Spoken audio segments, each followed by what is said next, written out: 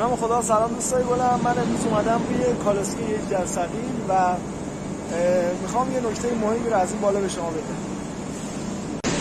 برای حرکت کالاسکین جرثقیل دو تا موتور در طرفین تعبیه شده، یه موتور اونجا و یک موتور هم اینجا که باید با هم همزمان برن و برگردن.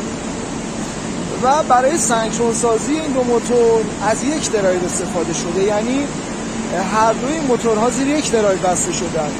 هر دو یو این موتورها زیر یک ترمینال، هر دو وی زیر یک ترمینال و هر دو دبلیو هم زیر یک ترمینال بسته شدن.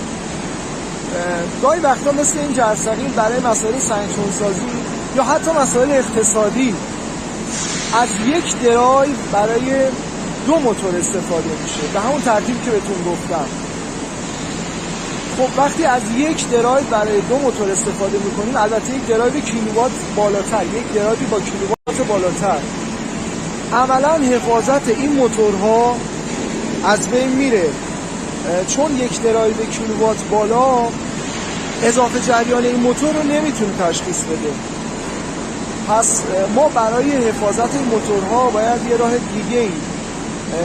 یه راه دیگه استفاده کنیم، مثلا اینکه از بیمتال یا حرارتی استفاده کنیم، از سیتی استفاده کنیم و خروجی اونها رو به ورودی های دیجیتال درایو متصل کنیم و اونها رو طوری تنظیم کنیم که اگر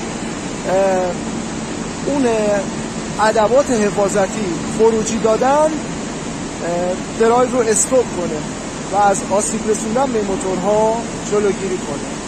خب دوستان، امیدوارم این آموزش براتون مفید بوده باشه. تا آموزش بعدی شما رو به خداوند بزرگ میسپارم. خدا یار و نگهدارتون.